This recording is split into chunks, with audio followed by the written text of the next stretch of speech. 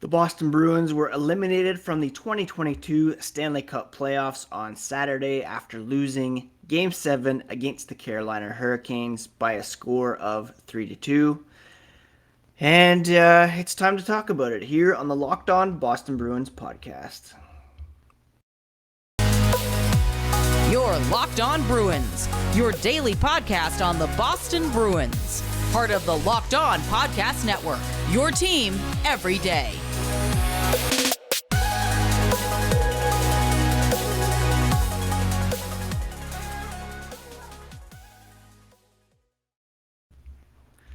What is up, Bruins fans, and welcome back to the Locked On Eliminated Boston Bruins podcast. I'm your host, Ian McLaren, and this is a daily show where we discuss all things Spoked B, as well as take a look around the NHL. Today is Monday, May 16th, and this episode is brought to you by BetOnline. BetOnline has you covered this season with more props, odds, and lines than ever before, where the game starts. Now, I want to thank you so much for making Locked On Boston Bruins your first listen this season. The podcast is and will remain free and available on all platforms as well as on YouTube. For the time being, we're sticking to 5 days a week, and there will be lots to talk about here in the aftermath of Boston's loss to the Carolina Hurricanes. So please stick with me. It would be very much appreciated. You can follow along at Locked NHL Bruins on Twitter and Instagram. And you can find me, my dad jokes, hockey tweets, at Ian C. McLaren. Now, let's just get right into it, shall we? The Boston Bruins losing 3-2 to the Carolina Hurricanes on Saturday afternoon, ending their postseason campaign in the first round. Before we talk about the game itself, let's just address the elephant in the room and talk about Patrice Bergeron and what he had to say after the game. First of all, Bergeron was the last Bruin on the ice after Game 7, hugging each teammate as they left the ice. A lot of people took that as a sign that he was saying farewell, but it's also a sign that he's just a good captain, the last man to leave the ice, and wanted to say an encouraging word to every skater before they left. He was asked about his future. He's an unrestricted free agent. He'll be 37 this summer. He's played 18 NHL seasons, and quite annoyingly, ESPN mentioned it so many times, whether or not this was his last series, what have you. Bergeron said it's too early right now, too fresh, still stings from a hard-fought series. We came up short. I'm going to have to think about it, but I'm not there right now. Brad Marchand was emotional, discussing his longtime line mate and friend after the game, calling him the backbone of our team, the biggest part of the team. They all want him to come back, but whatever happens, he's earned the right to make whatever decision he wants and take the time that he needs. That's why this one probably hurts more. That's the unknown for next year with Patrice Bergeron. Marchand said he's done so much for this group, sacrificed so much. It would have been nice to make a good run for him, so it's obviously disappointing. You know, Marchand added every year you go into the playoffs, you hope to make a long, deep run. You get a good opportunity to fight for the cup. The Bruins knew they were going to have their hands full with the Carolina Hurricanes. They had been great all year, very well coached, a lot of depth. They manhandled the Bruins in the regular season and in games 1 and 2 of the series. For the Bruins to even push it to 7 games was an accomplishment. Always hurts, always will to lose. You only get a few opportunities like these throughout your career where you have a legit chance at going far, and the Bruins thought they had that this year. Whether or not that's based in reality, that's a whole other question. Bergeron said he was proud of the Bruins for battling back from a 2-0 series deficit to force that 7th game against the East's second-best team during the regular season, as well as just an overall resurgence over the second half of the year. The Bruins had a very tough first half with all these new faces in the lineup, injuries, suspensions, COVID. It stings. It's not the feeling that you want, Bergeron said, but they did it together. Always hard to say that when you come up short, but it's something to be proud of. They battled. They did it all year, and they started off slow this year. They started off a bit slow in the series, battled their way back, played the type of hockey they needed to play to advance, but came up short and needed a little bit more. And that certainly was the story in the series. That was the story in Game 7. And again, slow start. It wasn't even really a slow start per se. It was an unfortunate start. Getting some opportunities early, not being able to cash in. Penalty trouble, allow a goal, score one to make things interesting, score another to make things really interesting, and then come up short in the third period. We're going to talk about Game 7 as a whole here in a moment, but first, a quick word about BetOnline. Our partners at BetOnline continue to be the #1 source for all your betting needs and sports info. Find all the latest odds, news, and developments, including the ongoing Stanley Cup playoffs, basketball playoffs, Major League Baseball scores, UFC fights, even some NFL futures. BetOnline is your continued source for all sports wagering information, from live betting to playoffs, esports, and more. Head to the website today. Use your mobile device to learn more about the trends in action at BetOnline, where the game starts. I want to thank you so much again for making Locked On Bruins your first listen every day. The podcast, free and available on all platforms and on YouTube. And we're going to continue on here 5 days a week through the playoffs and into the draft. To keep up on what's going on around the league, check out the Locked On Now podcast, nightly recaps of every NHL game with analysis from our local experts. Also free wherever you get podcasts. So the story in Game 7, Boston getting some opportunities early, in particular Taylor Hall robbed by Antti Raanta on a 2-on-1 early in the first period. The Hurricanes responded with a Teuvo Teravainen goal with about 1:24 remaining in the first to make it 1-0. And then the Bruins put themselves even further in a hole by taking a 4-minute high-sticking penalty.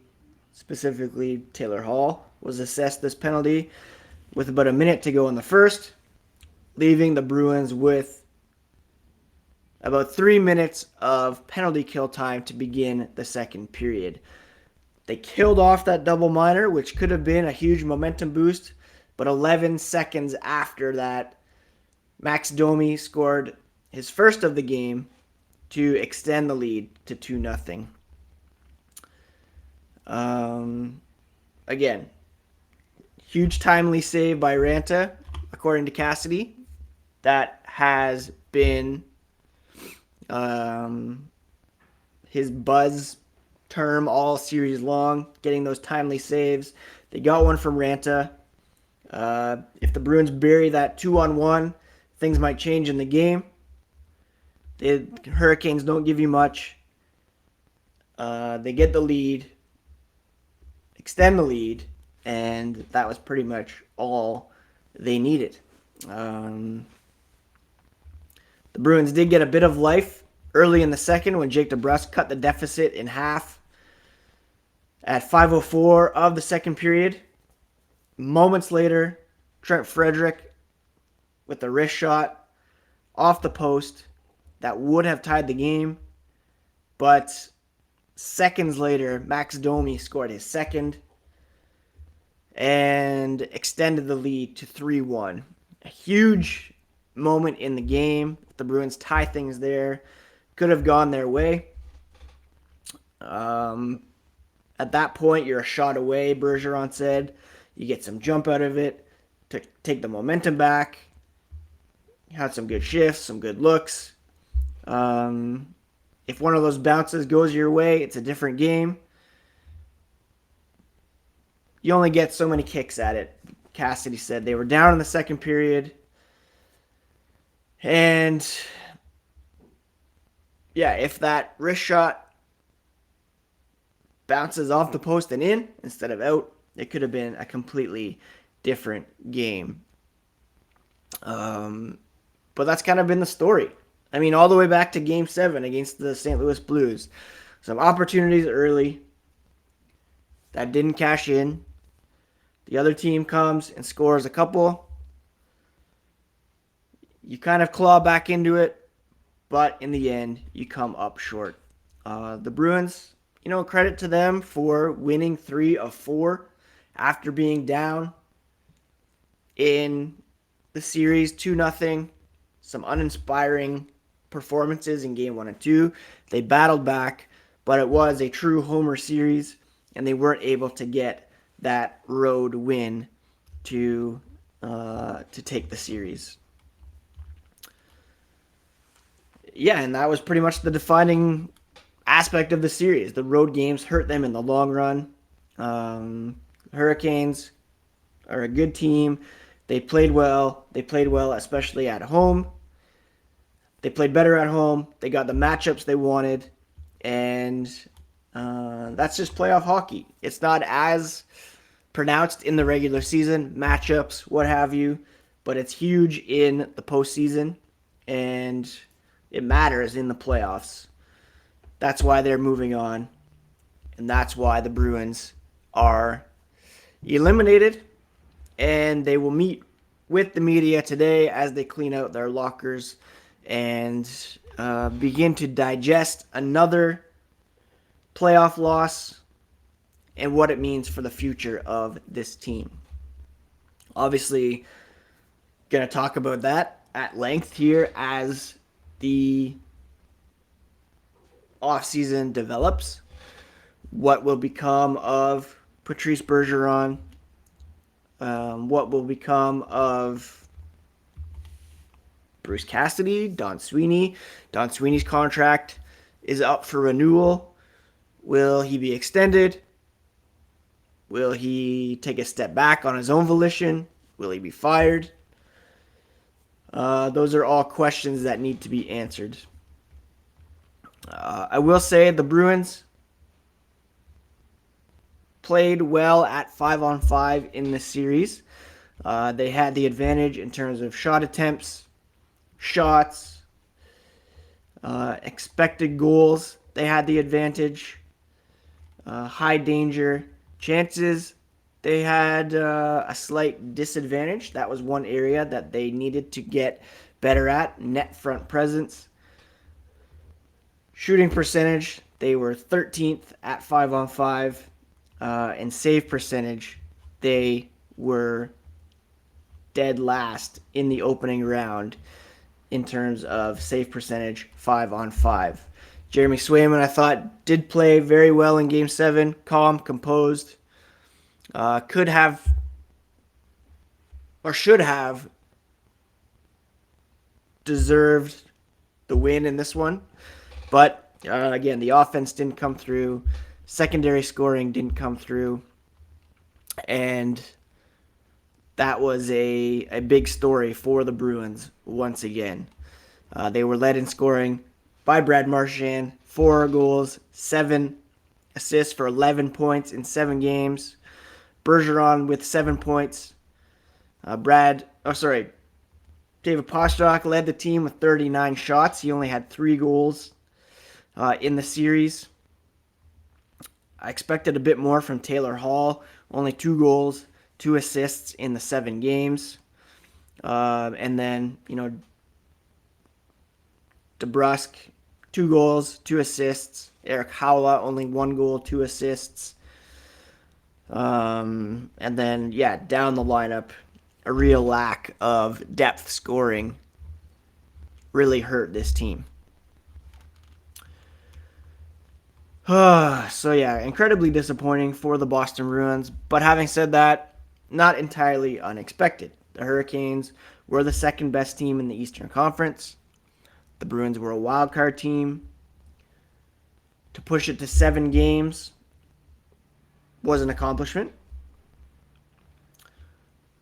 And to be bounced in the first round, obviously still a disappointment. But looking at this team, top to bottom, probably not a cup contender, let's be honest. Although you look at their record back to January 1st, they were a top 5 team in the league. But playoffs, a different animal, and they just didn't have it in the end.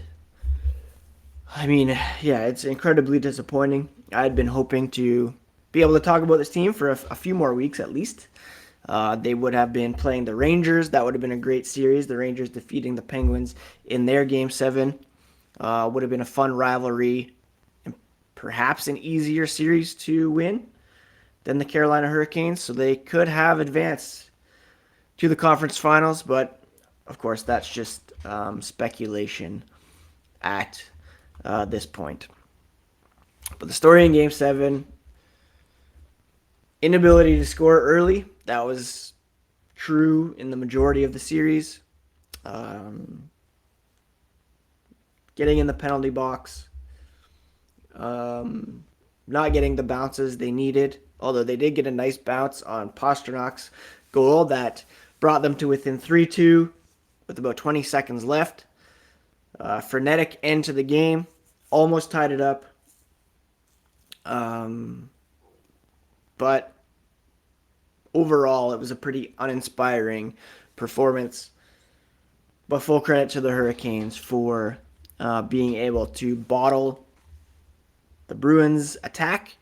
And, they should very well beat the New York Rangers and move on, although I'll be rooting for the Rangers in this series.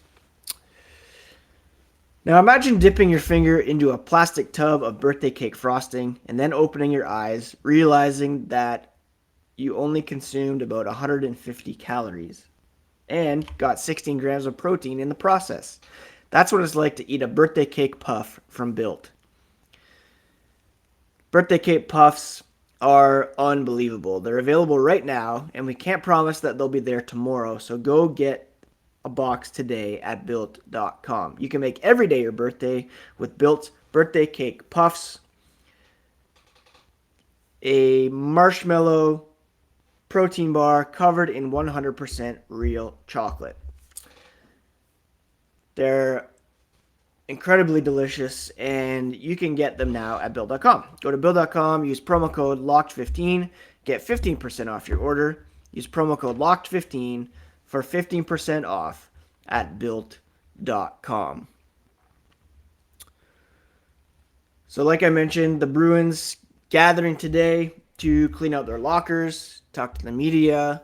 There's going to be a ton to break down from what is said today, and we'll certainly be recapping that on tomorrow's episode of Locked On Boston Bruins. So again, please do subscribe and don't miss a minute of off-season content. Just looking at a Fluto Shinzawa article from The Athletic this morning. Headline reads, Bruins GM Don Sweeney and coach Bruce Cassidy are not the problem. If you're pinning the problem on the roster, then that's clearly a GM problem. If you're pinning it on player performance, saying the roster is complete, then you're putting it on Bruce Cassidy. Shinzawa writes, both have work to do to get the Bruins back in the postseason game. Sweeney's priority is to acquire help at center. Cassidy has to devise a game plan to manufacture more offense. Both have been collaborating since about 2008, dating back to their time in Providence. Sweeney was in charge of development. Cassidy was a assistant in Providence back in 2008.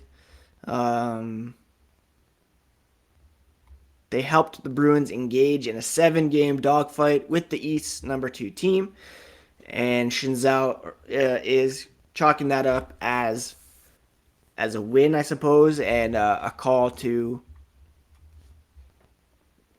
allow them the opportunity to run it back, I suppose. And the reality is, looking at this Bruins team, there might not be a lot of wiggle room in terms of making some changes.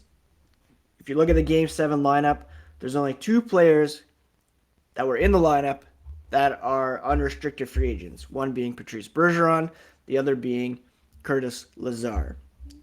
All 6D are signed, including Connor Clifton. Matt Grzelcyk, who was a scratch, is signed as well. You have Jacobs Borrell as an unrestricted free agent. Group 6, who should be re-signed. The goalies are the same. All the forwards are the same, with David Pastrnak entering the final year of his deal, I should add. So what can you do in terms of changes? Do you trade some guys, buy out some players? Do you bring Bergeron back, run it back with this group, try to add some youth, sprinkle in some youth? It's going to be incredibly interesting to see what the Bruins do this offseason. And again, who's in charge of those decisions? Does Bruins ownership step in and say, we need a new direction? Or are they content with the 3 playoff home games, that added revenue? Or do they say, we should have had more coming in? You guys failed to deliver more playoff games. It's going to be very interesting. And of course, Patrice Bergeron's decision will be at the forefront of whatever happens. If he were to leave, then a massive hole down the middle to fill, and could have implications on Brad Marchand. I have some thoughts on that I'll share on a future podcast. But for today, the Bruins losing Game 7, still in that disappointment for the time being, and they will gather today, gather their things, gather their thoughts, talk to the media, and we'll break it all down on tomorrow's episode of Locked On Boston Bruins. Again, thank you so much for supporting the podcast through the ups and downs of this team. Very disappointing. Thankfully, I was able to kind of get off social media right after the game. I had to drive 45 minutes north to pick up my son, who was hanging out at a friend's place out in the country. So just put on some music. Tried to not wallow too much in this loss. Again, it was disappointing, but not altogether surprising. And just looking back, 2019 was the last opportunity for this core to get a cup win, and that Game 7 loss will be, probably the most painful loss in my lifetime. Hopefully speaking, there aren't any worse ones.